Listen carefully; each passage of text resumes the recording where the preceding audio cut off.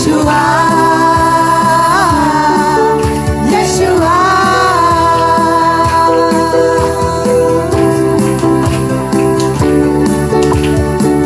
आइए उस परमेश्वर को, उस आनंद की आवाज को हम लोग करेंगे।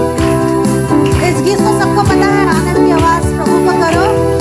आइए उस आनंद के साथ परमेश्वर को, उत्साह के साथ हम लोग परमेश्वर को स्तुति करेंगे।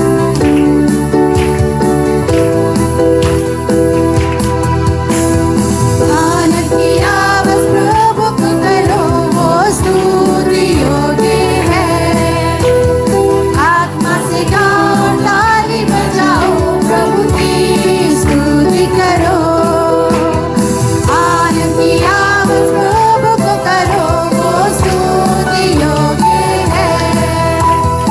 आत्मा से गाओ, ताली बजाओ, प्रभु की स्तुति करो।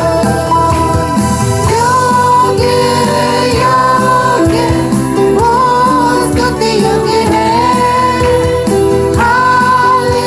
हालेलुया, प्रभु की स्तुति करो। योग्य योग्य वो स्तुति योग्य है।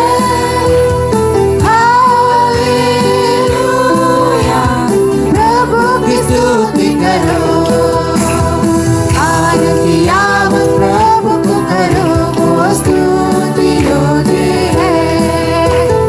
आत्मा से गाओ, ताली बजाओ, प्रभु की स्तुति करो।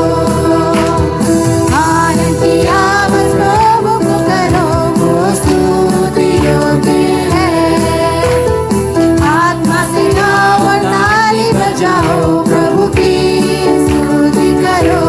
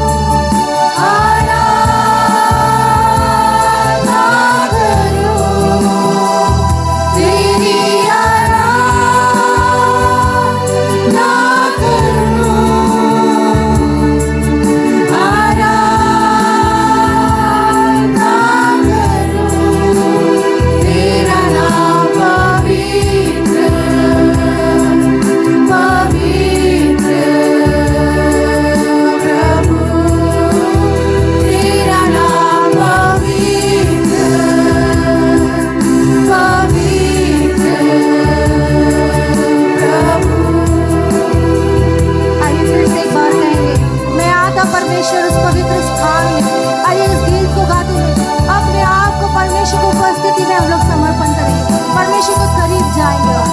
मैं आता थी पवित्र स्थान में, मैं आता यीशु के लहू से, Yes, Lord.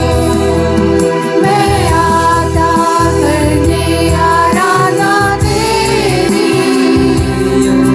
आराधना करता हूँ मैं उनकी, तेरी आराधना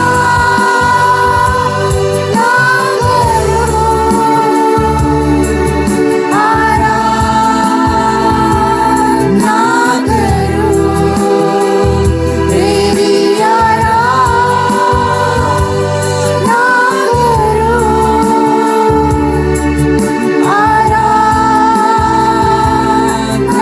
करूँ, तेरा नाम पवित्र पवित्र प्रभु, तेरा नाम पवित्र पवित्र प्रभु। आइए कहेंगे तेरा नाम पवित्र, उस पवित्र परमेश्वर को पुकारेंगे, वो हमारे बीच में आए, उस पवित्र आत्मा को कहेंगे हमें छुए, हमारे जीवन को क्षेत्र में बदलाव करे, जिस क्षेत्र में हम कमजोर पड़ते हैं। आइए इस परमेश्वर को पुकारें। प्रभु तेरा नाम पवित्र पवित्र प्रभु,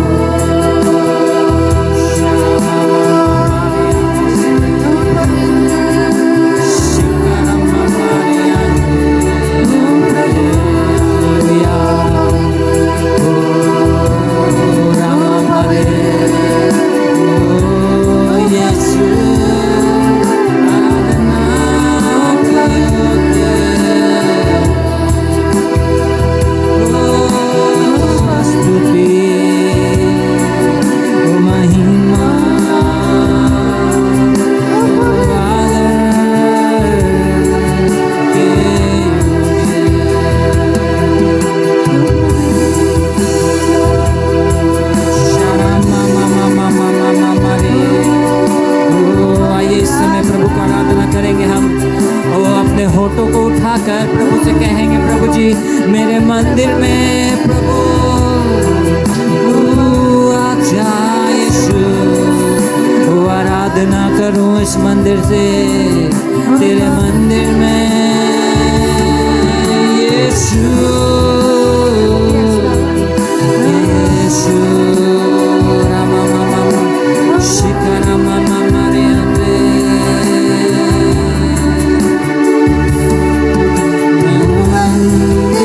तेरा मुझ में बसा यीशुआ, मैं हूँ मंदिर तेरा, मुझ में बसा यीशुआ,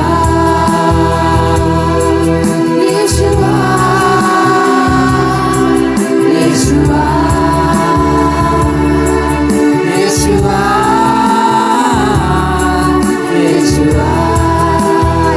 ये परमेश्वर को उस मंदिर में तेरा, मुझ में बसा यीशुआ, मैं हूँ मंदिर तेरा, मुझ में बसा यीशुआ, यीशुआ, यीशुआ, यीशुआ, यीशुआ।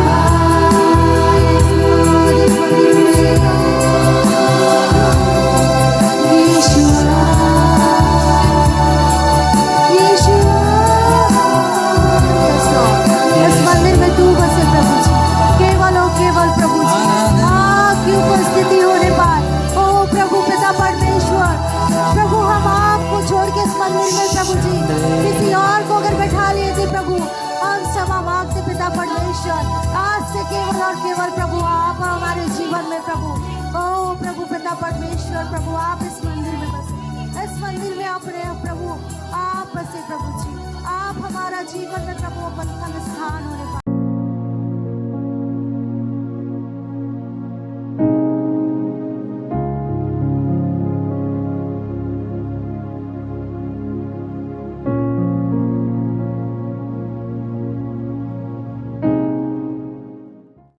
बीते कई समय से हम लोग किस बारे में सुन रहे हैं?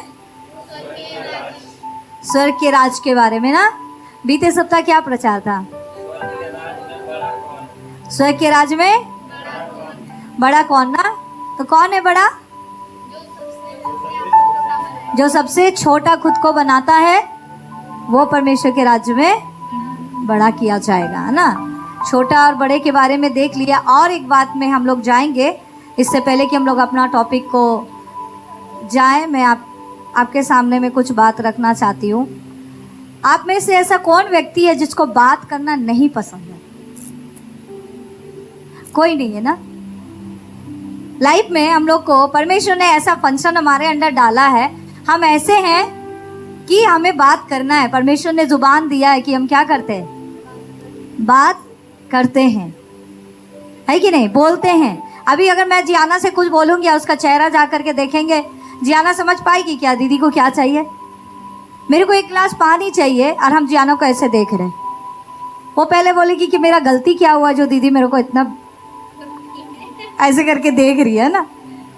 मैं क्या बात कर रही हूँ? कभी कभी हम लोग को जो लोग को चीज़ों को चाहिए हम लोग बात करते हैं। कभी कभी आजकल तो व्हाट्सअप हो गया, मैसेज हो गया, इशारा, है ना, इशारे में बात करते हैं। जब कहीं भीड़ में होते हैं तो ला दो पानी, है ना, ऐसे करके बात करते हैं ना। लेकिन कहीं ना कहीं तरीका से हम लोग क्या करते हैं? बात करते हैं। एक घटना मुझे याद आ रहा है। 2017 में मैं जब मेडिकल में जॉब करती थी, रिसेप्शन में मेरा जॉब था, तो वहाँ मेरी एक दोस्त थी, मेरी सहेली बन गई। आमतौर पर हमारी दोस्त जो होती है मेरे से बहुत छोटी होती है तो वो बहुत अच्छी दोस्त है, अभी यहाँ नहीं है, जमशेदपुर में नहीं है। तो बहुत अच्छा हमारा दोस्ती हो गया था और हम लोग इतना बात करते थे। रिसेप्शन जब खाली होता था सिर्फ बात करते थे। तो जस्ट हम लोग जहाँ चेयर में बैठे होते थे सामने में एकदम कैमरा लगा हुआ रहता था और नीचे से वो शॉप के जो हमारे ओनर है वो कॉल करते थे, आप लोग को कुछ काम नहीं है क्या? कितना बात करते हैं आप लोग? तो हम लोग क्या हो जाते, थोड़ा देर शांत हो जाते थे। तो एक दिन हम लोग ने डिसाइड किया, वो भी बोली हम भी बोले कि नहीं शांति, आज हम लोग डिसाइड कर लेते, आज हम लोग बात नहीं करेंगे। 10 बजे का हमारा 9 बजे का समय होता था जाने का। 11:30 बजे तक बहुत कोशिश की कि बात नहीं करेंगे और नहीं कर रहे। वो बैठी है, हम बैठे हैं। तो हम लोग कोई जो स्टाफ थे नीचे से वो दौड़ कर आए, बोला मैडम आप लोग का झगड़ा हो गया क्या? नहीं, आप लोग बात क्यों नहीं कर रहे? कैमरा में दिखाई नहीं दे रहा। ये सच बात है ना, ये हुआ था, कैमरा में दिखाई नहीं दे रहा कि आप लोग बात कर रहे हैं। हम लोग बोले बस ऐसे ही, आप लोग सबको शिकायत रहता है हम लोग बहुत बात करते बोल के। तो 12 बजते बजते हम लोग बोले नहीं हो पाएगा, रहने दो, खत्म। ये बोला ये वाचा को तोड़ो। हम बोले नहीं हो पाएगा, बात तो करेंगे। कहने का मतलब बिना बात किए हुए हम लोग कोई भी नहीं रह सकते, नहीं रह सकते ना।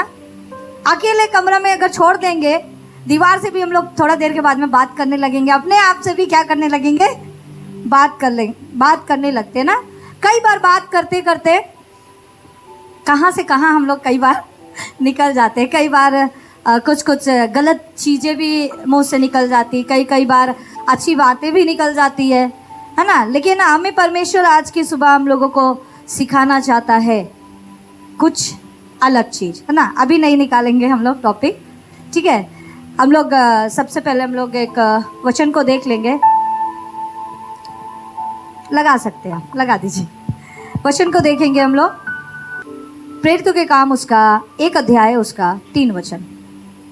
उसने दुख उठाने के बाद बहुत से पक्के प्रमाणों से अपने आप को उन्हें जीवित दिखाया और 40 दिन तक वह उन्हें दिखाई देता रहा और परमेश्वर के राज्य की बातें करता रहा। हालेलुया। ये पूरा जो आपने वचन को सुना, इस पर सारी बातों पर मेरा प्रचार नहीं है परमेश्वर की राज्य की बातें करता रहा। प्रभु यीशु मसीह का ये शब्द है और प्रभु यीशु मसीह अपने सेवा के शुरुआती दिनों में प्रभु यीशु मसीह का जो प्रचार था वो परमेश्वर के राज्य के बारे में प्रचार कर रहे थे और मन फिराव के बारे में प्रचार कर रहे थे। और उनका अंतिम जो था, उनका अंतिम काम भी, जब यीशु मसीह स्वर्ग को उठा लिए जाना है, ये उनका अंतिम शब्द भी यही है, इनका अंतिम बात भी यही है कि परमेश्वर के राज्य की बातें करता रहा। शुरुआत में भी मन फिराव का प्रचार किया, लोगों को परमेश्वर के बारे में बात किया, और आखिरी जब यीशु मसीह इस पृथ्वी पर थे, स्वर्ग उठा लिए जाने से पहले, वो भी उनका ये क्या रहा, परमेश्वर के राज्य के बारे में बात करते रहे। तो आज हमारा टॉपिक है परमेश्वर के राज्य की बातें करना। हालेलुया। परमेश्वर के राज्य की क्या करना, बातें करना। प्रभु यीशु मसीह का जो काम था वो परमेश्वर के राज्य के बारे में क्या किए, वो बातें किए। और हम और आप जानते हैं प्रभु यीशु मसीह के आने से पहले कई भविष्यवक्ता के द्वारा परमेश्वर ने हम मनुष्यों से भी क्या किया, बातें किया। अब्राहम से परमेश्वर बात करता था, नूह से परमेश्वर ने बात किया, मूसा से परमेश्वर ने बात किया। कहने का मतलब, आप हम वचन के हर एक उन बातों में देखते हैं कि परमेश्वर क्या कर रहा है, लोगों से बात कर रहा है और लोग भी परमेश्वर से बात कर रहे हैं। बातचीत हमारे जिंदगी का बहुत ही महत्वपूर्ण हिस्सा है। वही चीज प्रभु चाहत करता है कि हम अपने कामों के द्वारा क्या करें, हम अपने बातों पर जरा आज की सुबह हम लोग गौर करेंगे। परमेश्वर के राज्य के बारे बात करने के बाद में जब आता है, क्या बात है जो परमेश्वर के राज्य के बारे हम बात करें। रात और दिन वो स्वर्ग जाएंगे, स्वर्ग जाएंगे, स्वर्ग जाएंगे, ऐसे तो नहीं बोल सकते। क्या बातें हैं जो परमेश्वर के राज्य की बात है। और यीशु मसीह इस पृथ्वी पर जब थे 3.5 साल, प्रभु यीशु मसीह ने अपने काम के द्वारा, अपने सेवा के द्वारा परमेश्वर के राज्य को स्थापित करने के लिए इन बातों पर क्या किया है, जोर दिया है, ताकि हम इस बात को समझ जाए, हमारा इस पृथ्वी पर रहना और जिंदगी का सबसे महत्वपूर्ण हिस्सा है बातें करना। और ये बात करने के द्वारा हम परमेश्वर की महिमा करते हैं या नहीं करते हैं, उसको हम लोग आज की सुबह खुद के जीवन के द्वारा जांचेंगे, है ना। हम में से हम लोग किसी के ऊपर में दोष या किसी के ऊपर उंगली नहीं उठा रहे। ये बात हम सभी के लिए है, ये बात मेरे लिए भी है, ये बात एक बच्चे के लिए भी है, ये बात एक बुजुर्ग के लिए, एक जवान के लिए, एक भाई, एक बहन, हर एक व्यक्ति के लिए कि हम कैसी बातें कर रहे हैं। और हम जो बोलते हैं किसी को, या हम जो कुछ बताते हैं वो किसी को, हम क्या चीजों को प्रस्तुत कर रहे हैं। हालेलुया। तो क्या आप जानना चाहेंगे परमेश्वर के राज्य के बारे में बात करना आप कैसे सीखें? जानना चाहते हैं? नहीं चाहते हैं तो बता दीजिएगा, हम नहीं बताएंगे। चाहते हैं? वचन कहता है जो मांगता है उसको दिया जाएगा।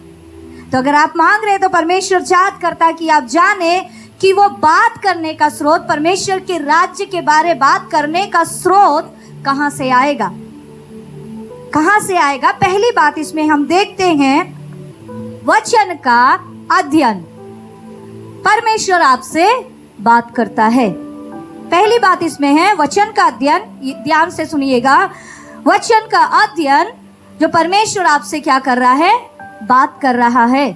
अगर आपको कुछ बात बताऊं तो आपके अंदर में वो चीजें क्या हो गई, अंदर आ गई। जैसे अगर मैं बता रही हूँ कि पता है उस व्यक्ति ना अच्छे नंबरों से पास किया है, तो आपको एक क्या मिला, जानकारी मिला। तो आप बोले अच्छा नंबर से पास किया है, अच्छा खासा पढ़ाई करता होगा ना। हाँ, अच्छा खासा पढ़ाई करता था। वो क्या हो रहे, एक बात हो रहे। तो अभी वो हमारे अंदर में बात जब गया, तब ये बात आप क्या करते हैं, दूसरा को भी पता है वो व्यक्ति ना अच्छे नंबरों से क्या किया, पास किया। अभी आपको बताएंगे नहीं तो आप जान पाएंगे क्या? कहीं ना कहीं से तो आप जाने होंगे कि वो व्यक्ति पास किया है, या वो व्यक्ति का घर में खुशी का बात हुआ है। अभी हम लोग जान पाते हैं ना, हमारा व्हाट्सएप ग्रुप है, हम लोग जान पाए बीते दिनों में हमारे रामधन भाई का यहाँ एक बेटा हुआ। कैसे जाने, बताए ना, हम लोग जाने। हाँ, परमेश्वर का धन्यवाद है, बेटा हुआ। अभी नहीं बताते, मान लीजिए अभी नहीं बताते तो पता चलेगा क्या? हमारे बीएफसी के बहुत सारे परिवार उधर नहीं मालूम है रामधन भाई का बेटा हुआ, उनको पता है क्या? अभी ऑनलाइन में जब देखेंगे तब पता चलेगा। आप समझिए मेरे बात को कि परमेश्वर आपसे बात करता है वचन के द्वारा। जब आप वचन को पढ़ते हैं, वचन क्या है? जब आप उसको अध्ययन करेंगे, जब आप उसको याद करेंगे, आप उसका सिद्धांत को, आप उसके मूल्यों को, आप उसके उद्देश्य को क्या करते हैं? समझ पाते हैं। कौन आपको बताया कि नूह 500 साल का उम्र में वो अपना जहाज को बनाने के लिए गया था? कौन बताया? कहां से जान पाए? पास्टर बताए, प्रचार में सुने, ये है, लेकिन वो भी कहां से बताया आपको? वचन से। कौन बताया आपको कि दाऊद छोटे से व्यक्ति परमेश्वर पर इतना विश्वास करता था कि बड़े गोलियत को गिरा दिया? ये आपके विश्वास को बढ़ाता है।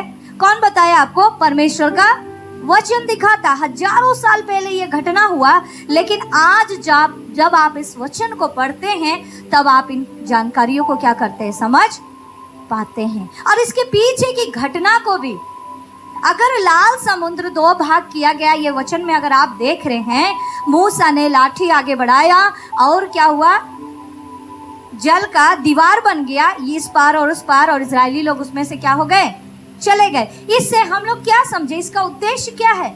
इसका मूल्य क्या है? इसमें हम ये समझ रहे हैं कि परमेश्वर हमारी परिस्थिति को भी क्या कर देता है? 2 भाग कर देता है। आप उस परिस्थिति से पार होकर के क्या करते हैं? आगे जा सकते हैं। मैं आपको उदाहरण बता रही हूँ। जब आप वचन को पढ़ते हैं, ज्यादा से ज्यादा वचन याद करते हैं, परमेश्वर आपसे क्या कर रहा है? बातें कर रहा है। जैसे मैंने शुरुआत में बताया, किसी व्यक्ति को अगर कुछ न्यूज़ दिए तो आप उस न्यूज़ को लोगों तक तभी बता पाएंगे जब आपके अंदर में होगा, है कि नहीं? आपके अंदर में है नहीं, आप कैसे बताइएगा?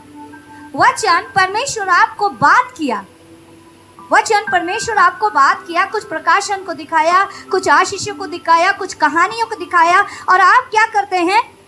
अपने सामने वाले से या अपने घर में पत्नी से या बच्चों से या माता पिता या भाई बहन से क्या कर रहे हैं? बात करें। पता है आज ये वचन में परमेश्वर ने एक नया बात को दिखाया। अगर हम वचन नहीं पढ़ते तो क्या हम उन बातों को देख और समझ पाते? थोड़ा जवाब दीजिएगा। नहीं, बिल्कुल नहीं समझ पाते। वचन जब हम पढ़ेंगे, ये पहली बात हमें और आपको दिखा रहा, परमेश्वर के राज्य की बात करने के लिए हमारे अंदर में भी परमेश्वर का राज्य का बात होना है। क्योंकि वचन कहता है ना, जो अंदर होगा वही बाहर निकलेगा। तो आज की सुबह परमेश्वर चाहत करता है कि हम वचन को क्या कर ले? अंदर भर ले। याद कर लीजिए अपने आप को ना। कई बार हम लोग को खुद को ना चैलेंज करना चाहिए कि हम ये महीना में इतना वचन को क्या करेंगे? याद करेंगे, या हम इस प्रचार को क्या करेंगे?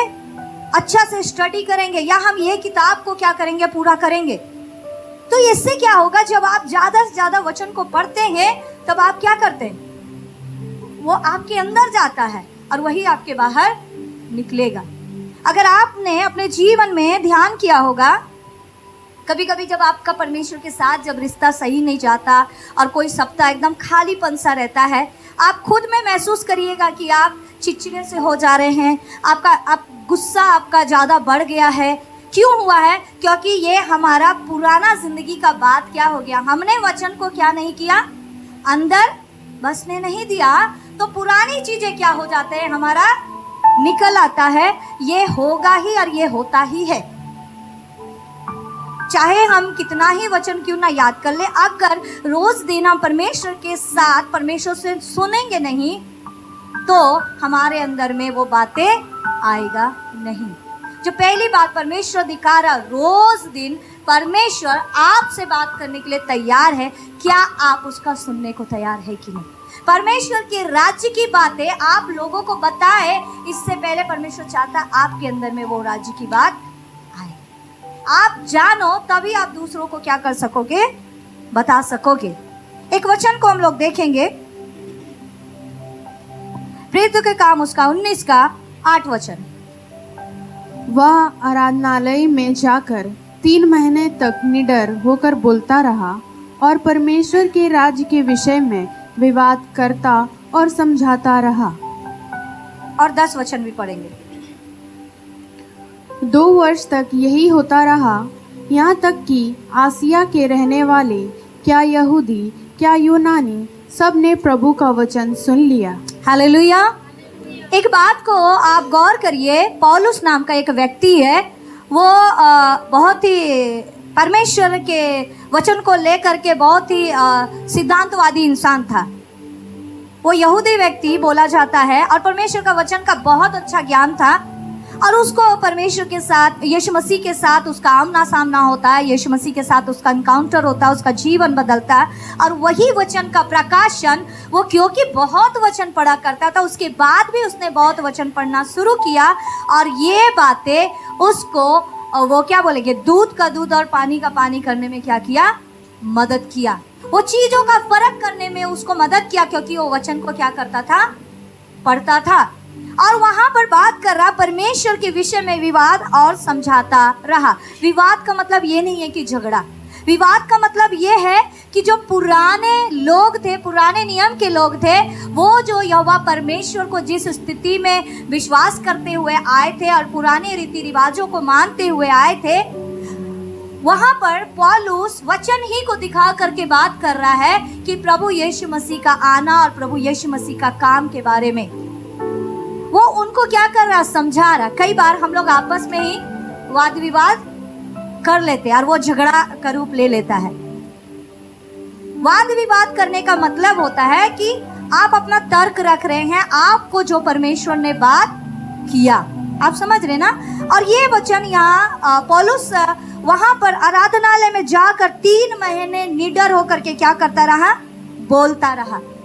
अगर उसके अंदर में वचन नहीं होता तो क्या वो बोल पाता, नहीं बोल पाता ना।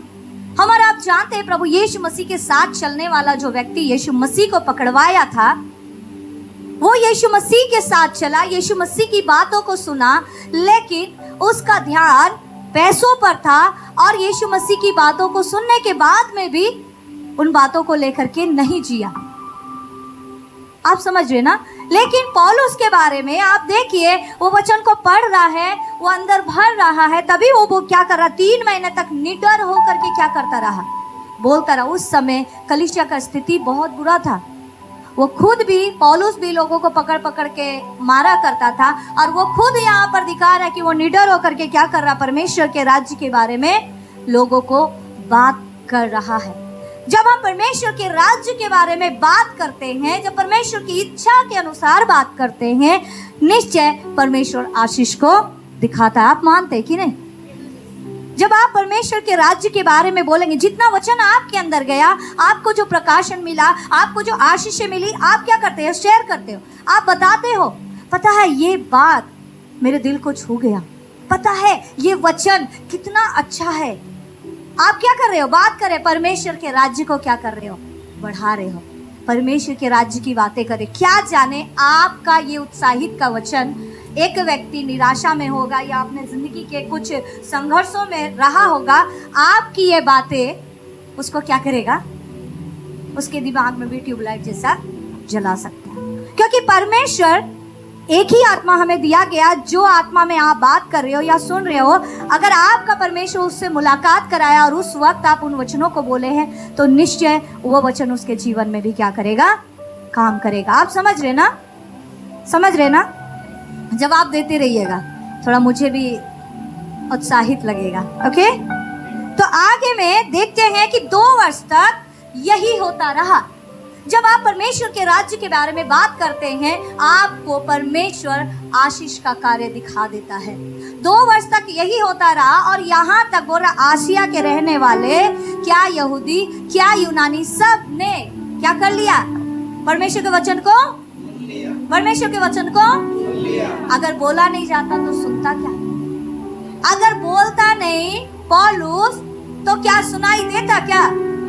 पूरा आसिया के लोग में क्या मसीही लोग हैं, क्या गैर मसीही है, हर एक लोग क्या कर लिए हैं, परमेश्वर के वचन को सुन लिए हैं। एक बड़ी आशीष उस जगह पर आप देख सकते हैं कि पौलुस का निडर हो करके बात करना 2 वर्ष के अंदर अंदर क्या हो गया, पौलुस एक एक लोगों को तो जाकर नहीं बोला होगा ना, बोला क्या? जब वो बोला, किसी व्यक्ति प्रभु को जब ग्रहण किया, वो सच्चाई को वो भी तर्क करके देखा होगा, हाँ सही बात, वो भी व्यक्ति क्या कर रहा होगा, दूसरा को बताया होगा, वो दूसरा तीसरे को बताया होगा। पौलुस के बारे में आपको मालूम है ना, वो कैसा सेवकाई करता था? गुणन करने वाला, मल्टीप्लाई, चेला बनाते हैं, उसके बाद वो भी आगे जा करके क्या करना है? चेला बनाना। हमारा वीएफसी का दर्शन यही है। इससे क्या कर पाएंगे? आप ज्यादा से ज्यादा लोगों को, अंधकार में पड़े, बंधन में पड़े, बीमारी में पड़े, उन लोगों को क्या कर सकते हैं? बाहर निकाल सकते हैं। क्योंकि संसार में हर एक का जीवन में पता है अंधेरा, गुमनामी, अकेलापन है। उसके जिंदगी में ये काम कौन करेगा? कौन करेगा? परमेश्वर का वचन, परमेश्वर के राज्य की बातें जब आपके अंदर में जाएगा, वो फल को लाएगा। भले ही 2 साल लगे, लेकिन वहां क्या हो गया? वचन पूरी की पूरी तरह क्या हो गया? फैल गया। ये एक स्रोत है जो परमेश्वर के राज्य के बारे में बात करने के लिए आपको क्या करेगा? मदद करेगा कि आप ज्यादा से ज्यादा क्या करिए? वचन पढ़िए, याद करिए, मनन करिए, उसके उद्देश्य को, उसके मूल्य को, उसके कामों को, उसकी योजनाओं को समझिए। और जब आप समझते हो, आप क्या करो? सामने वालों को बात करो। पहली बात समझ गए? आइए दूसरा बात में हम लोग देखेंगे, प्रार्थना। परमेश्वर के राज्य के बारे बात करने में प्रार्थना भी बहुत महत्वपूर्ण किरदार को निभाता है, क्योंकि आप परमेश्वर से क्या करते हो? बात करते हो। हालेलुया। आप जब परमेश्वर से बात करते, कहने का मतलब वचन जब आप पढ़े, परमेश्वर आपसे क्या किया? बात किया। अब आप परमेश्वर से क्या करना है? बात करना है। अगर मैं सपना को सिर्फ मैं बात कर रही हूँ, हेलो सपना कैसी हो, खाना खाए कि नहीं खाए, और सपना कुछ जवाब नहीं दे रही और वो बस ऐसे ही देख रही है, तो मुझे डाउट होगा कि मैंने सही बोला कि नहीं, मुझे डाउट होगा कि पता नहीं सुन रही है कि नहीं, है कि नहीं? आप समझिए कि हम वचन तो पढ़ रहे हैं, अगर पढ़ लिए और अगर हम प्रार्थना नहीं कर रहे, मतलब मुझे भी क्या करना? परमेश्वर से बात करना। 2 लोग जब बात करते तभी उसको बातचीत बोला जाता है। नहीं तो एक जन बोल रहा है, सामने वाला अगर नहीं जवाब दे रहा, जैसे अभी भी अगर मैं प्रचार कर रही हूँ तो आप उसका क्या करिए? प्रत्युत्तर दीजिए, तब मुझे लगेगा कि आप सुन रहे हैं। हालेलुया। तो प्रार्थना वो चीज है कि परमेश्वर से आप क्या करते हो? बात करते हो। कई बार हम जब प्रार्थना करते हैं तो हम लिस्ट को लेकर आते हैं, क्राइस्ट को नहीं लाते। आप समझ रहे? कई बार लिस्ट लेकर आते, प्रभु गाड़ी मिल जाए, घर मिल जाए, बीमारी ठीक हो जाए, नौकरी मिल जाए, मेरा ऐसा मेरा ऐसा मेरा ऐसा करते करते, लेकिन क्राइस्ट को, प्रभु यीशु को हम उस प्रार्थना में शामिल नहीं करते। आखिरी में बोलते हैं यीशु मसीह के नाम से मांगते हैं। हम लोग कई बार, मैं आपको उंगली नहीं उठा रही, मैं भी ऐसा ही थी, मुझे भी परमेश्वर ने दिखाया। कई बार हम लोग यीशु के नाम को एटीएम के कार्ड के जैसा इस्तेमाल करते हैं। पैसा चाहिए, लगाया, यीशु के नाम से मांगते हैं। परमेश्वर तो है, देगा, आशीष का स्रोत परमेश्वर, वो देगा। लेकिन बात कर रहा, जब दिखा रहा है प्रार्थना, आप जब परमेश्वर से बात करते हो, क्राइस्ट को सामने रख करके, लिस्ट को सामने रख करके नहीं। वो लिस्ट तो बताना है, परमेश्वर को बताना, नहीं भी बताएंगे परमेश्वर को पता है, लेकिन सबसे महत्वपूर्ण चीज है कि आप अपने दोस्त से, यीशु मसीह आपको अपना दोस्त बोला है, उस दोस्त से क्या करिए? बात करिए। जब आप बात करते हैं तो पता है उसमें क्या बातें आती है। आइए उस वचन को देखेंगे, यिर्मयाह 33 का 3 वचन। मुझसे प्रार्थना कर और मैं तेरी सुनकर तुझे बड़ी बड़ी और कठिन बातें बताऊंगा जिन्हें तू अभी नहीं समझता। हालेलुया। क्या बोल रहा है? मुझसे क्या कर? मुझसे हालेलुया, प्रार्थना कर, और बोल रहा मैं सुनकर तुझे बड़ी बड़ी, क्या बोल रहा? बड़ी बड़ी मतलब बहुत सारी, और कठिन बातें, कठिन मुश्किल बातें बताऊंगा जिनको अभी तू नहीं समझता। बहुत सारी बातें अभी हम और आप जो नहीं समझते, वो कब समझ पाएंगे? जब हम प्रार्थना में जाते हैं प्रभु यीशु मसीह के पास। अब खुद परमेश्वर ने एक मसीह जीवन का एक चाबी है, एक प्रार्थना करने वाले का, व्यक्ति का एक चाबी है। ये यिर्मयाह 33 का 3 ये परमेश्वर का नंबर बहुत लोग उसको बोलते हैं कि बड़ी बड़ी और कठिन बातें क्या करेगा, वो बताएगा। आपको जब वो कठिन बातें पता चला, आपको जो बड़ी बातें पता चला, आप रुकेंगे क्या? आप रुकेंगे क्या? जब परमेश्वर का सामर्थ आपको बात करेगा, आप रुकेंगे क्या? आप नहीं रुकेंगे। आप क्या करेंगे? उसको ट्रांसफर तो करेंगे ही करेंगे। पता है, हम प्रार्थना में बैठे थे, परमेश्वर ने ऐसी बातों को मेरे को दिखाया। पता है, प्रार्थना कर रहे थे, परमेश्वर ने बहुत बड़ी आशीषों को मेरे को दिया। अभी सुन रहे थे ना, गवाहियां सुन रहे थे ना। आप समझिए बात को। परमेश्वर के राज्य के बारे में बात करना, प्रार्थना भी बहुत महत्वपूर्ण किरदार निभाता है। कठिन कठिन और मुश्किल बातें, कठिन बातें, बड़ी बातें, वो परमेश्वर चाहत कर रहा है कि आप जाने। वो राज्य का बात प्रार्थना में जो प्रभु आपको दिखाया, जो आप सामर्थ को पा रहे, जो भी आशीषें, जो शांति आप देख रहे, जो वरदानों को आपने पाया परमेश्वर से, बिना प्रार्थना के, बिना वचन के हम परमेश्वर से वरदान प्राप्त नहीं कर पाएंगे। और जब आप वरदानों को पाए, आप वहां चुप नहीं रहते। वरदान जब मिलता है, यीशु मसीह ने कहा तुम जगत की ज्योति हो, और वो जो दिया है, वो जो लाइट है, उसको क्या किया जाता है? ऊपर पर लगाया जाता है, नीचे पे नहीं। उसको खटिया के नीचे या टोकरी में बंद करके नहीं। जब आपके अंदर परमेश्वर का सामर्थ आता है, जब आपके अंदर परमेश्वर का वरदान आता है, आप चुप करके नहीं रह पाएंगे। आप क्या करेंगे? लोगों को बताएंगे। ये है परमेश्वर के राज्य की बात। तो ये दूसरा स्रोत क्या है? प्रार्थना। पहला स्रोत क्या है? वचन का अध्ययन। दूसरी बात प्रार्थना। जब आप कर रहे हो, परमेश्वर से आप बात किया, आशीषों को प्रभु दिया, कठिन कठिन बातों को बताया, आप लोगों को क्या करते हैं? बताते हैं। तो वो परमेश्वर के राज्य की बातें हैं। क्या है? समझ पा रहे ना? आइए तीसरी बात में जाएंगे। क्या है? आराधना। अब ये आराधना कैसे परमेश्वर के राज्य के बारे में बात करना सिखाएगा? कैसे सिखाएगा?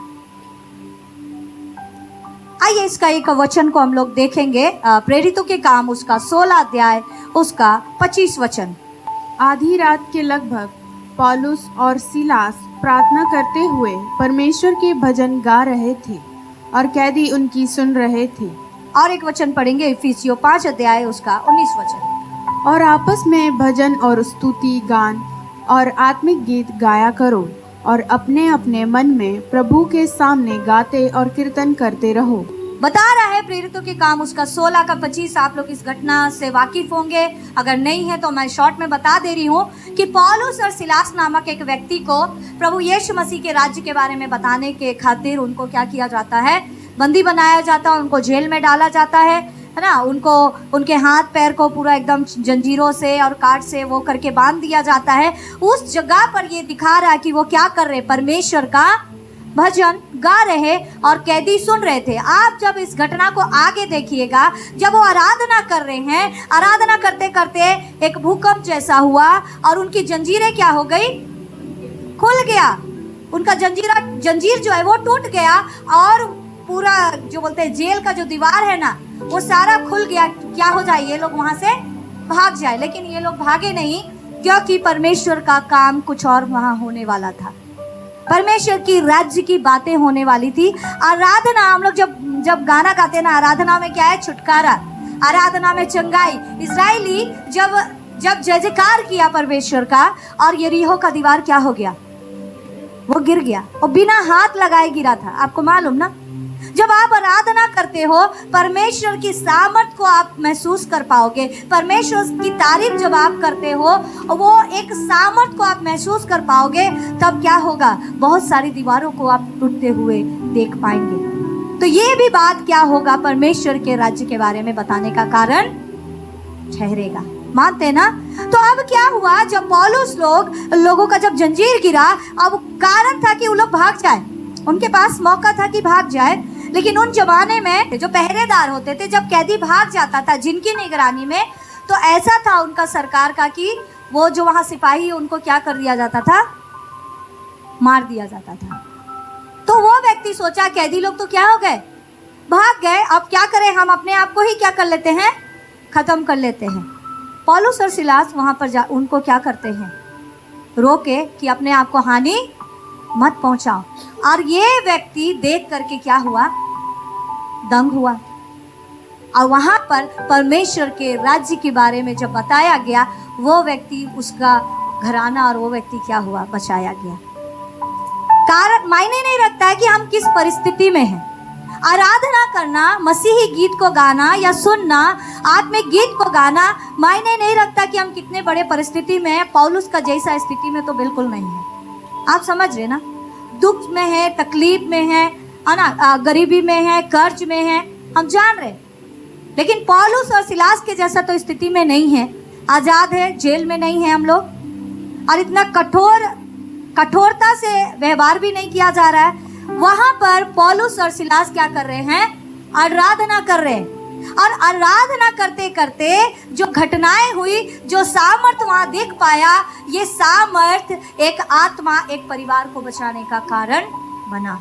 क्या आप इस बात को समझ पा रहे? जब आप आराधना करते, जब आप आराधना के गीतों को गाते हैं, वचन क्या कर रहा है, बता रहा है कि आप उसमें परमेश्वर का सामर्थ को जब आप निकल देखते हो, आप क्या करोगे, लोगों को बताओगे। आराधना जब करते हैं, जब आप गीतों को गाते हैं, है कि नहीं? जैसे मान लीजिए आप कोई गाना, कई बार जब आर्थिक स्थिति से जब हमारा जीवन गुजरता है, और जब हम लोग कई बार सोचते हैं कि पता नहीं मेरे पास ये आशीष कब आएगा, खासकर फाइनेंशियल स्ट्रगल है ना, आर्थिक स्थिति में जब बहुत सारा दिमाग इधर उधर जाता है। हर एक बातों के लिए गीत है, हर एक बातों के लिए क्या है, गीत है। बरकत गिनो गिनो नाम बनाओ, बरकत गिनो देखो रब के काम, बोल के गाना है एक। बहुत सारी ऐसी गीतें हैं जो हमें क्या करता, दिलासा देता है। कई बार जब इस संसार में रहने का मन नहीं करता, हमें याद आता है कि सिय्योन देश किसका देश है, हमारा देश है। सिय्योन देश हमारा है देश, कहाँ है हम रहते हैं, हम कहाँ, परदेश।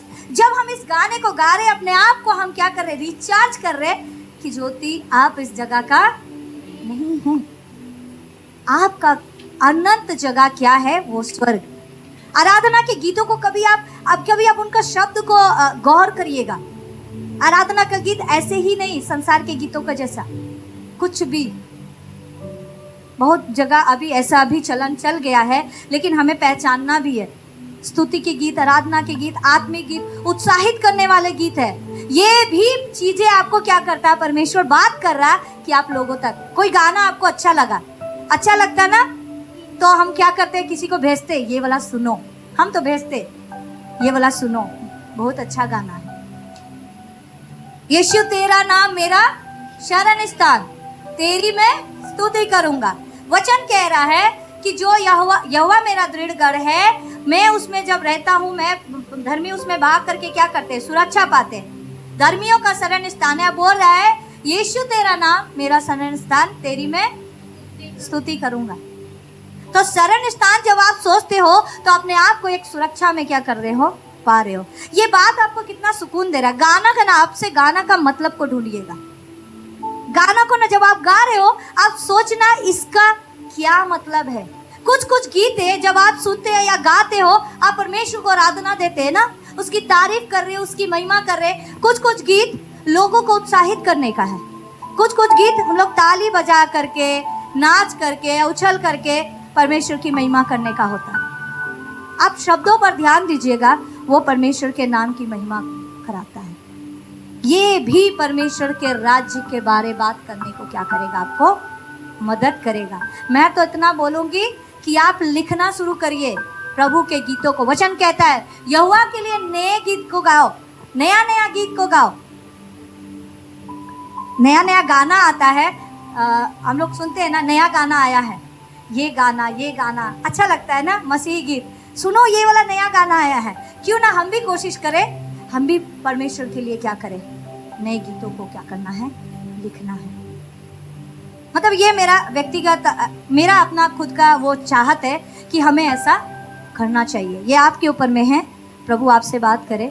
और बात कर रहा है यहाँ, आपस में भजन, स्तुति, गान, आत्मिक गीत क्या करया करो, गाया करो आपस में। आप परमेश्वर के राज्य की बातें करना, जब 2 लोग 3 लोग मिलते हैं तो क्या होते हैं, आपस में आत्मिक गीत को गाना।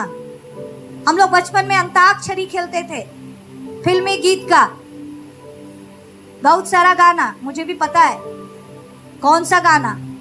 अभी मसीही गीत में ऐसा होना है, अगर मिल बैठे हैं तो मसीही गीत गाएंगे। हर एक बातों में परमेश्वर के राज्य के बारे बात करना है तो गीतों के द्वारा भी हम क्या कर सकते हैं, परमेश्वर के राज्य के बारे बात कर सकते हैं। अच्छा है, व्हाट्सएप का समय आ गया, जो आपको अच्छा लगा आप क्या किया, शेयर कर दिया, ये देखो ये देखो, है ना। मुझे अच्छा लगा, कल मुझे एक जन ने बताया कि हम गए थे वो आंटी लोगों के घर पे प्रार्थना करने के लिए कि आंटी चलिए हम लोग मिल करके थोड़ा प्रार्थना करेंगे क्या। आंटी बोला हाँ हाँ हाँ बेटा चलो। अच्छा लगा कि वो लोगों के पास वो समय था और गया वो व्यक्ति वो आंटी के पास और जा करके उन लोग क्या किए, आराधना स्तुति कर रहे हैं, प्रार्थना कर रहे हैं या वचन पढ़ रहे हैं आपस में। खासकर हम मसीह भाई बहन लोग आपस में वचन दिखारा, स्तुति गीत गाना, आत्मिक गीत गाना, बहुत सावधानी के साथ, बहुत सावधानी के साथ कि जहाँ हम हो रहे हैं यहाँ पर हमारा पुराना मनुष्यत्व भी है, और जहाँ प्रभु की महिमा करने के लिए इकट्ठा हुए हैं वहाँ पर कोई शत्रु है जो आपका वो परमेश्वर का महिमा को क्या करने के लिए आया है, चुराने के लिए आया है। सावधानी के साथ आत्मिक गीतों को क्या करना बोल रहा है, गाओ, स्तुति आराधना करो, सुनो। ये चीज आपको परमेश्वर के राज्य के बारे में बातें करना क्या करेगा, सिखाएगा। हालेलुया, समझ गए। वचन, प्रार्थना, आराधना। आइए आगे जाते हैं। चौथी बात है, क्या है, गवाही देना। गवाही देना, गवाही मसीह जीवन का एक हिस्सा है। बिना गवाही परमेश्वर के राज्य का प्रचार करना मुश्किल है। इफिसियों 5 अध्याय उसका 20 वचन। और सदा सब बातों के लिए हमारे प्रभु यीशु मसीह के नाम से परमेश्वर पिता का धन्यवाद करते रहो। हालेलुया। सदा सब बातों के लिए, सदा कौन सी बातों के लिए, ये बात लिए ये बात छोड़े, ऐसा नहीं, सब बातों के लिए। किसके लिए, किसका धन्यवाद करो, प्रभु यीशु मसीह के नाम से पिता का क्या करे, धन्यवाद करे। परमेश्वर का, जब आप गवाही देते हैं, बड़ाई परमेश्वर का होना है, और दूसरा लोगों के जीवन में आशीष को पहुंचाना। और पिता का अगर आप धन्यवाद कर रहे हैं सब बातों में, अगर आप उसको छानना शुरू करिए। मान लीजिए हमारे जिंदगी से कोई गड़बड़ी हुआ, हम किसी को बेवजह, अभी हम 2 थप्पड़ मार दिए, अभी हम मान लीजिए श्रुति को मार दिए बेवजह, हम क्या इसका धन्यवाद करेंगे? छानने के बारे में मैं बात करी। जहां गलती है हम लोग को प्रभु से क्या करना है, माफी मांगना है। बेवजह बच्चे को मार दिया और हम धन्यवाद करते हैं, प्रभु बच्चा को हम मार दिए। मैं सिर्फ एक उदाहरण ले रहे हैं। हमें छानना है कि कौन सी बातों को लेकर के हमको धन्यवाद करना है और कौन सी बातों को लेकर के हमको प्रभु के सामने आकर के सुधार करना। ये चीजें को क्या करना, हमें देखना है। आप समझ पा रहे ना। तो यहाँ पर बात किया गया गवाही देना भी कैसे, पूरे जोश और उत्साह के साथ में परमेश्वर का धन्यवाद करना। सब बातों के लिए आपको गवाही देना है। आपका जीवन का जो घटना, छोटा सा ही बात, छोटा सा ही बात लोगों के नजर में हल्की बात लगेगा। प्रभु का धन्यवाद करते हैं, मेरे को कुछ ये खाने का मन था, मैंने प्रार्थना में रखा था और प्रभु मेरे को मदद किया और मेरे लिए उपाय किया। छोटा सा बात, लेकिन क्या जाने जो सामने वाला व्यक्ति है, ये छोटा सा बात उसके जीवन में बड़ा आशीष को कारण बना सकता है। हम लोग को कभी नहीं चूकना चाहिए कि हम गवाही ना दें। हम कोशिश करना है कि हम हर वक्त मौका ढूंढना कि परमेश्वर के राज्य के बारे में बात करना है। गवाही भी बहुत अच्छा आपका जरिया है। मैं आपको एक घटना के बारे बताऊंगी। हम लोग उस वीडियो को देख के मेरा बेटा रोज दिन कम से कम एक बार वो वीडियो को ज़रूर देखता, और हम उसको डिलीट नहीं किए। एक मिशनरी का कहानी है, उसका नाम है परपेचुआ। एक लड़की है, परपेचुआ नाम की एक लड़की है, और सालों पहले शुरुआती दिनों में वो राजा की बेटी थी, और वो उसका एक बच्चा है, और उसने प्रभु को जाना अपने जो घर के काम करने वाले जो उनके होते हैं ना नौकर, उनके जरिए जाना, और उसने प्रभु को ग्रहण किया और अपना जीवन प्रभु को सौंपा।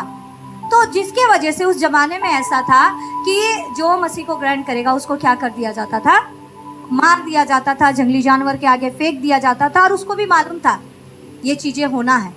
उसके पापा उसको बहुत समझा रहे, हम तुम्हारे लिए इतना सेवा किए, हम तुमको बहुत प्यार किए, तुम उसका एक कीमत दे दो, तुम ना कर लो, मसीह के नाम से ना कर लो। लेकिन उसका कहानी में हमने देखा वो हर बार बोल रही, हाँ हम मसीही है, हम यीशु को विश्वास करते हैं, हम यीशु को मानते हैं। बोल बोल करके वो क्या करने लगी, बोली जोखिम भरे समय में वो अपना जान का परवाह नहीं की, जोखिम भरे समय में वो क्या कर रही थी, गवाही दे रही थी। और उस जेल में जो जेल का जो जेलर था वो देख रहा था, अजूबा है बोल रहा, 5 लोग थे वहाँ, अजूबा बात है कि ये लोगों के अंदर में ना डर है, ना चिंता है, ना मौत का ऐसा खौफ है कि अभी लोग मरने के लिए जा रहा है बोल के वो आके बोलता था, तुम लोग कैसे आराम से सो लेता है, मेरे को तो नींद ही नहीं आ रहा है, तुम लोग का हालत देख के मेरे को नींद नहीं आ रहा। वो लड़की उसको बताती है, क्या हम तुम्हारे लिए प्रार्थना करें, उसको प्रभु के बारे में बताती है, और उसको बोलती है कि हम जो कहानी लिख रहे हैं ना, हम चाहते हैं कि मेरा मरने के बाद इस कहानी को तुम पूरा कर देना। वो बोला, हम रिस्क नहीं लेंगे, लेकिन विचार करेंगे इस बारे में। ये परपेचुआ नाम की जो लेडी है, ये पहला ऐसा लेखक उसको माना जाता है जो मरने के बाद में भी लोगों को अपना गवाही बताना चाह रही थी। और वही हुआ, एक समय आया, जानवरों के आगे उनको फेंका गया, 5 लोग क्या हो गए, मार दिया गया। वो लोग प्रभु के पास गए। याद रखिएगा, जीना मसीह, मर जाना लाभ है। इस वचन को हमेशा पकड़ कर चलना है। कोई भी यहाँ हमेशा के लिए रहने के लिए नहीं आया। अपने बच्चे को उसने छोड़ दिया देखा जाए, और बोली उसका जो कैदी का जो पहरेदार था उसको बोली, मैं चाहती हूँ कि मेरा बच्चा जाने कि मेरी माँ प्रभु के नाम के खातिर तुमको भी अगर इनकार किए तो उसका क्या कारण था।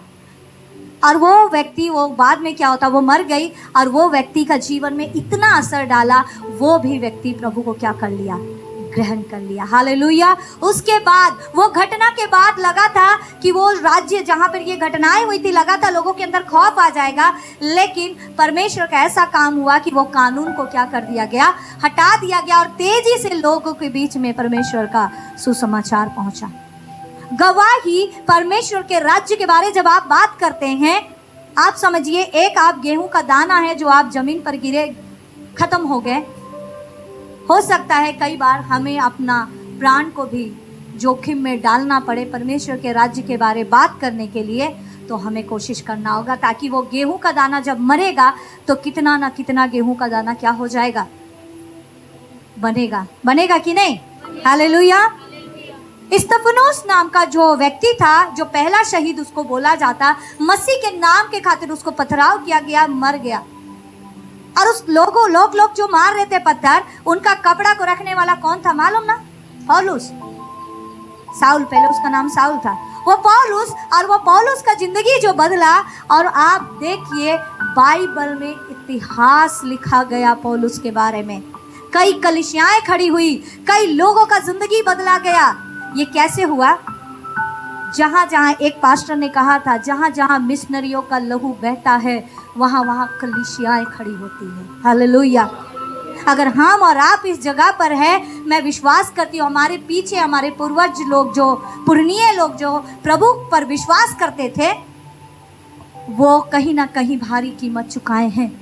और आज पारी है अगला जनरेशन के लिए, हमारा और आपका, जोखिम भरे समय के लिए परमेश्वर के राज्य के बारे बात करना है। और अगर जान पर भी बनाया है तो क्या हम करेंगे कि नहीं, करेंगे कि नहीं, करेंगे। हालेलुया। एक और कहानी बताना चाहूंगी शॉर्ट में। पति पत्नी 2 बच्चे थे। और उस जमाने में भी यही सजा था। बार बार वो पति पत्नी को बोला गया, पीछे हट जाओ, पीछे हट जाओ, तुम लोग जो काम कर रहा है ये ठीक नहीं। वो पास्टर उनकी पत्नी थी। पास्टर बोले हम परमेश्वर के राज्य के बारे में बात करना नहीं बंद करेंगे। और एक समय आया, अब बोला इनको सजा देंगे, और उनको सजा दिया गया। उनके बच्चों को उनके सामने मार दिया गया। यीशु का इनकार करेगा कि नहीं? नहीं तो बच्चे को मार देंगे, क्योंकि माँ बाप का तो जान बसता है ना बच्चे में। कोई माँ बाप थोड़ी चाहेगा कि मेरा रहते हुए मेरा बच्चा मर जाए। अपने बच्चों को बोला उसका पिता, बेटा हम लोग स्वर्ग में मिलेंगे। उसके बच्चों को उनके सामने मार दिया गया। बाद में आया उसकी पत्नी को भी मार दिया। इनकार करो, नहीं इनकार किया, मार दिया। बाद में उस व्यक्ति को भी मार दिया। अब इधर सवाल ये आता है, परमेश्वर के पीछे चलने वाला व्यक्ति, परमेश्वर उसको बचाया क्यों नहीं? आपको क्या लगता, बचा सकता था कि नहीं? लेकिन ऑलरेडी वो व्यक्ति लोग बच चुके थे, मालूम है ना? वो बचाए जा चुके थे। मेरे लिए जीना मसीह, मर जाना लाभ। उन्होंने अपना दौड़ पूरा किया और चले गए। लेकिन इसके बाद का कहानी क्या होता है? बहुत बड़ा भीड़, वो जो राजा था ना, उसके वो ना लोगों के अंदर में खौफ दिखाना चाहता था। इतना बड़ा भीड़ के बीच में ये घटना को अंजाम दिया गया कि लोगों के अंदर में क्या आ जाए? डर आ जाए। आपको पता है परमेश्वर ने क्या किया? लोग इस बात को सोचने पर विवश हो गए कि ये व्यक्ति लोग क्या ईश्वर का आराधना करता था, कौन सा खुदा का आराधना करता था कि मरने से भी नहीं डरा। अब उसमें से कई सारे भीड़ इस खोज में लग गए कि हम लोग भी जांचेंगे कि ये है क्या चीज। और उन्होंने वचन पढ़ना शुरू किया, संगति जाना शुरू किया। और जो 50-60 हजार का भीड़ था, बहुत बड़ा भीड़ था, वो वहां में कई लोग प्रभु को ग्रहण कर लिए। हालेलुया। वो गेहूं का 4 दाना गया, उन्होंने अपना दौड़ को पूरा कर लिया, परमेश्वर के राज्य के बारे में बात किया, और उसके पीछे हजारों का गिनती। बहुत सारी गवाहियां हैं, और ये गवाही आपके जीवन में भी हो सकता है। मैं ये नहीं बोल रही कि जानबूझकर चले जाइए, मौत को जाकर के गले लगा लिए, बिल्कुल नहीं। एक समय आता है, परमेश्वर बता देगा। लेकिन जीना मसीह और मर जाना लाभ बोल रहे, अपना गवाही से क्या करना है? लोगों के जीवन में सुसमाचार को क्या करना, पहुंचाना, इस अंजाम का परवाह किए बगैर कि मेरा क्या होगा। क्योंकि आपको सुनिश्चित, आप निश्चित है कि नहीं कि आप परमेश्वर के राज्य में जाएंगे? निश्चित है? तो बस, चाहे जिए या मरे, कहाँ जा रहे? परमेश्वर के राज्य। क्योंकि आपके पीछे आपका एक जनरेशन है जिसके बीच में आपको क्या करना है? गवाह बनना है, चाहे वो जीते जी, चाहे वो मरने के बाद। इस व्यक्ति का, ये जो लेडी है, परपेचुआ नाम की जो लेडी को अगर हम लोग सुन पा रहे हैं, अगर उसका वीडियो हम लोग, एक कार्टून के तौर पे है ये नाम, ये कहानी, और एक ये घटना को अगर हम सुन पा रहे हैं, ये बात इसलिए कि उस लेडी का चाहत था कि मेरे मरने के बाद में भी ये घटना लोगों तक क्या करे, पहुंचा जाए। आप समझ पा रहे? परमेश्वर के राज्य के बारे बात करना, सुसमाचार का जरिया आपका दरवाजा को खोलता है। आप अपना जीवन को जब बताते हो, मेरा जीवन पहले ऐसा था, पता है, और ये गवाही मसीही लोगों के बीच में तो है ही, लेकिन बाहरी लोगों के बीच में भी। लोग आपके जीवन से ना केवल शब्दों के द्वारा, वरन आपको आपका जीवन के द्वारा में भी लोग क्या कर सकते हैं, देखते हैं। और ये बहुत अच्छा जरिया है कि आप परमेश्वर के राज्य के बारे में क्या कर रहे हैं, बातें कर रहे हैं। क्या बात है, तुम बहुत खुश रहती है आजकल? क्या बात है, आजकल तुमको टेंशन ही नहीं है? क्या बात है भाई, हर संडे संडे तुम कहाँ चल जाता है?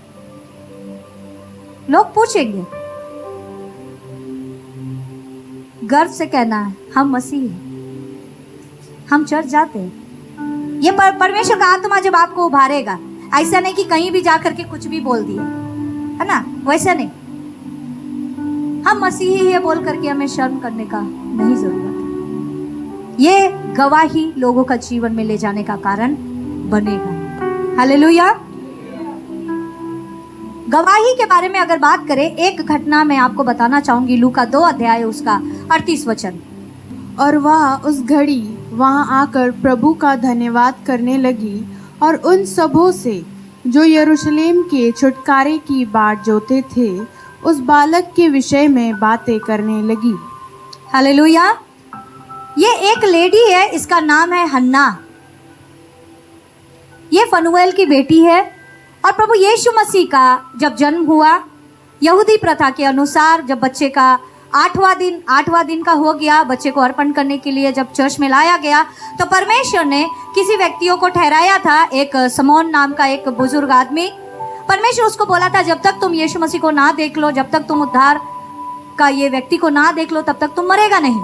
तो वो घटनाएं वहां पर क्या हो रही है, चल रही है। और शमौन नाम का व्यक्ति मरियम को भी कुछ कुछ बात बता रहा है। और उस जगह एक लेडी है, इसका नाम है हन्ना। वचन बताता है कि वो 84 ईयर्स 84 साल से विधवा थी। ये बात स्पष्ट नहीं है, मैं क्लियर रूप से नहीं बता पा रही। यहाँ पर या तो वो 84 साल की विधवा थी या तो 84 साल से विधवा थी। मतलब कहने का वहां लिखा है 84 साल से विधवा थी। अगर इस बात को अगर आप देखा जाए, 7 साल अपने पति के साथ रही तो कितना हुआ, 91।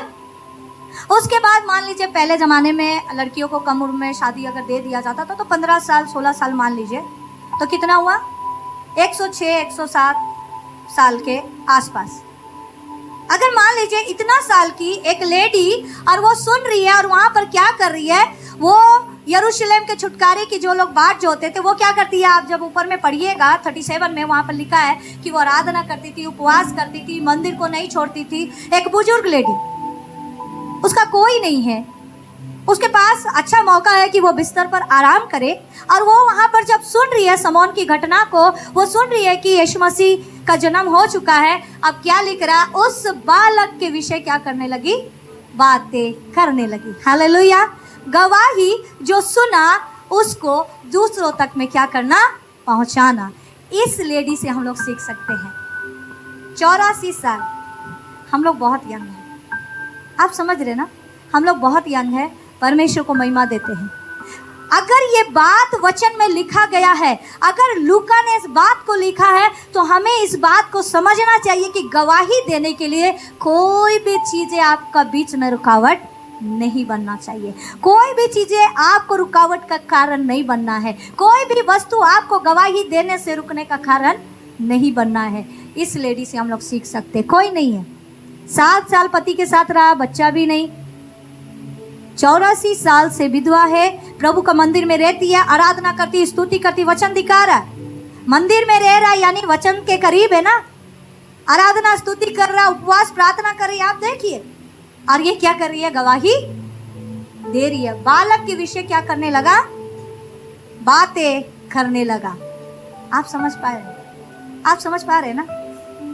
गवाही मैटर नहीं करता कि हमारा जीवन हम कितने दुख से जा रहे हैं या कितनी ऊंचाई से या कितनी निचला स्तर से, मायने रखता है कि हम यहाँ जिंदा है और प्रभु की महिमा करना है। हालेलुया। वो शिकायत कर सकती थी, वो बिस्तर पर रह सकती थी क्योंकि बहुत उम्र हो चुका है, लेकिन वचन कह रहा मंदिर को नहीं छोड़ती थी, चर्च जाना छोड़ेंगे नहीं। एक अच्छा गवाही उसके बारे अगर लूका लिखा है, उसका जीवन का गवाही 84 साल में जा करके उसका आशीष को दिख रहा। कंटिन्यू अपना काम को क्या करिए, करिए। हो सकता आपका जीवन का भली बात मनुष्य ना देखे। आप क्या कर रहे हैं, गवाही का काम आप लोगों को नहीं बता रहे हैं कि हम ये किए ये किए ये किए, लेकिन आप परमेश्वर के राज्य के बारे में बात कर रहे हैं। परमेश्वर देख रहा है और वचन कहता है कि वो हर एक बातों का क्या करने वाला है, प्रतिफल देने वाला है। हालेलुया।